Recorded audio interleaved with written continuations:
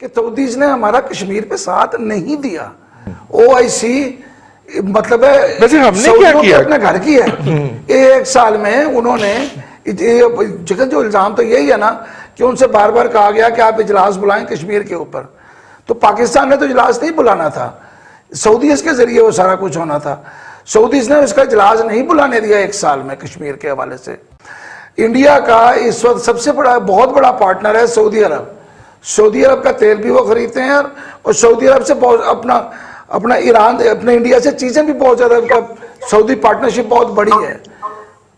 تو یہ چیزیں ساری جو ہے نا یہ بھی آپ کو نظر میں رکھ کے دیکھنی چاہیے ہوں گی کہ کشمیر کے حوالے سے 1 سال میں 5 اگست سے 5 اگست تک جبکہ 35 اور 370 دونوں ختم کی گئی ہیں, کشمیر کا مسئلہ پاکستان اقوام متحدہ میں ہر جگہ پہ اٹھا رہا ہے. ہمیں OIC سے سپورٹ نہیں ملی. OIC کو ایک دفعہ سائیڈ پہ کر دیں. اس کے اوپر ہم نے کیا کیا, آدھا گھنٹہ کھڑے رہے, خاموش کر کے احتجاج کیا.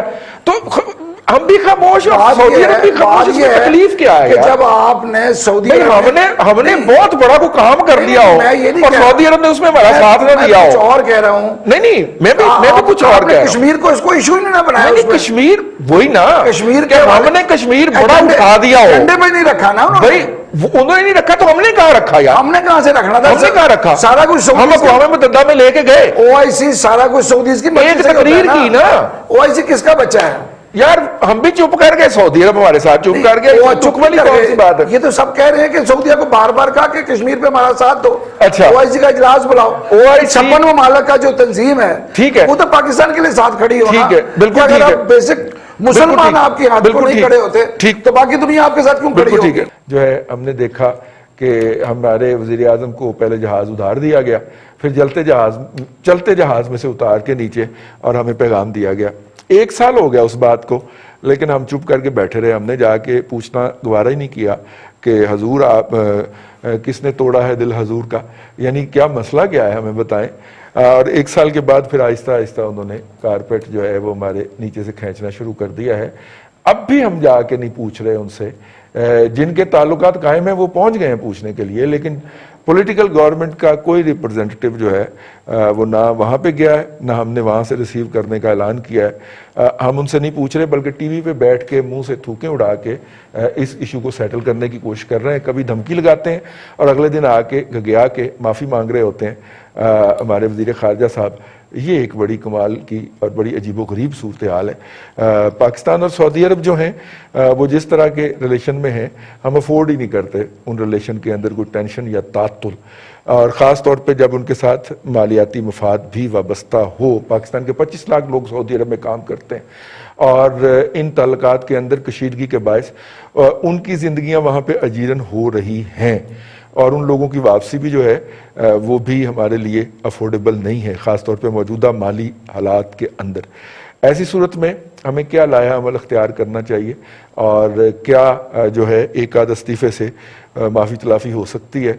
کچھ لوگوں نے اس وقت یہ بات سوشل میڈیا پہ ڈسکس کرنا شروع کر دی ہے کہ شاہ محمود قریشی کا جو استعفیٰ ہے وہ صورتحال کو کر سکتا ہے, اسٹیبلائز کرنے کی طرف لے جا سکتا ہے.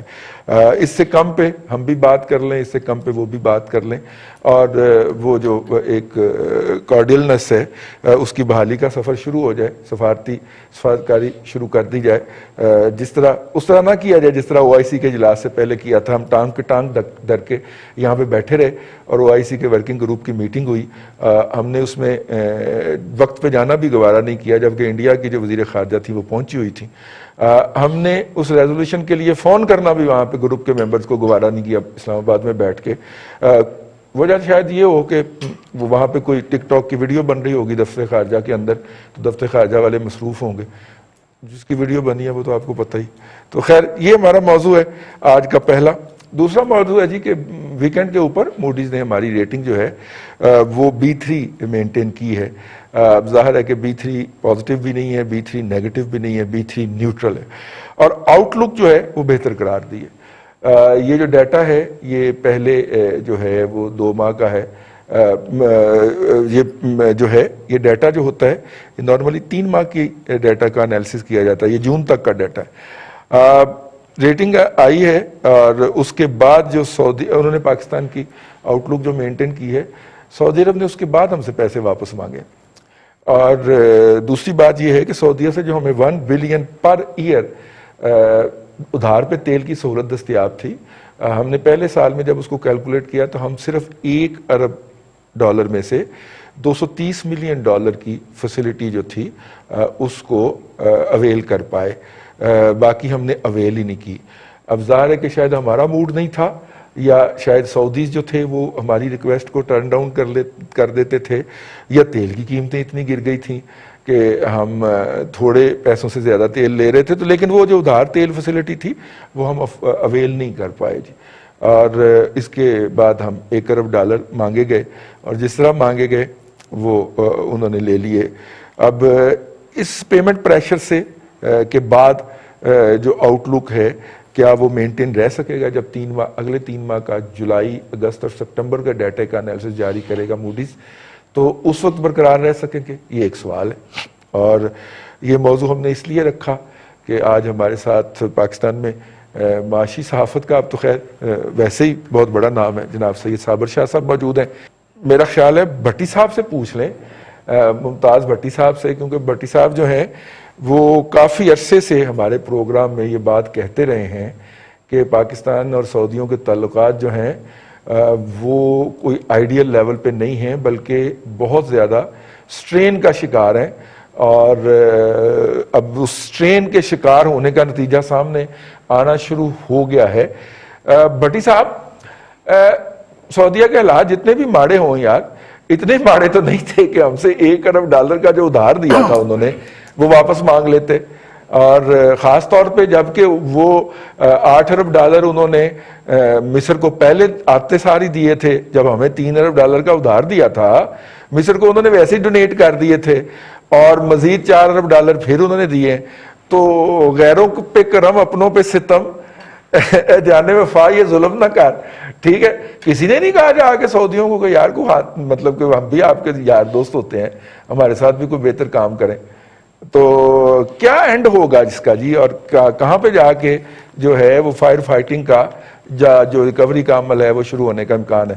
اپنا شاہ صاحب، سید صابر شاہ صاحب، وہ شاعر نے کہا تھا نا کہ وقت کرتا ہے پرورش برسوں، حادثہ ایک دم نہیں ہوتا. ہمارے پرائم منسٹر کو جب جہاز سے اتارا گیا تھا اور جہاز اپنا واپس بلا لیا تھا انہوں نے خالی فنی خرابی کا کہہ کے، تو ہمیں تو اس وقت ہی اس کے اوپر اپنی سفارتی چینلز کو ایکٹیویٹ کر دینا چاہیے تھا کہ یار جان دیو بھائین، تسی ساڑھے بھائی ہوندے ہو، دسو کی مسئلہ ہے. لیکن ہم نے 1 سال تک اس پہ کچھ کیا ہی نہیں ہے. ہمیں کوئی ایکٹیویٹی نظر نہیں آتی کہ پاکستان کے وزیر خارجہ جو ہیں وہ سعودی عرب کے دورے پہ جا رہے ہیں یا ان کا کوئی بندہ آ رہا ہے. بالکل ایک سرد مہری رہی، اور اس کے بعد ہمیں یہ جھٹکا لگا کہ انہوں نے اپنے پیسے بھی واپس مانگ لیے ہیں اور تیل کی سہولت ختم کرنے کا بھی اعلان کر دیا ہے. یہ تو نااہلی کی ایک دلیل ہے. شاہ صاحب، رضی صاحب، بات یہ ہے کہ لاوا کئی سالوں سے پک رہا تھا. اگر کوئی پاکستانی وزیر اس طرح کا بیان دے دے جو شاہ محمود قریشی نے دیا ہے، اور وہ بھی سعودی عرب کے خلاف، تو آپ سمجھیے کہ تعلقات تقریباً منقطع ہو چکے ہیں، تقریباً. ورنہ ہمارے میں تو جرت ہی نہیں ہم سعودی عرب کے خلاف بیان دے دیں. ہمارے تو ملٹری رولرز ہوں یا سویلین رولرز ہوں، ان کو ذاتی طور پہ بھی بہت فائدے سعودی عرب نے دیے ہیں. میں ذرا پیچھے جانا چاہتا ہوں 1947 سے 1970 تک، جب سعودی عرب کے پاس کچھ بھی نہیں تھا. ہمارا آنا جانا تو تھا، ہمارے وہاں مقدس مقامات ہیں، ہم حج اور عمرہ کرنے جاتے ہیں.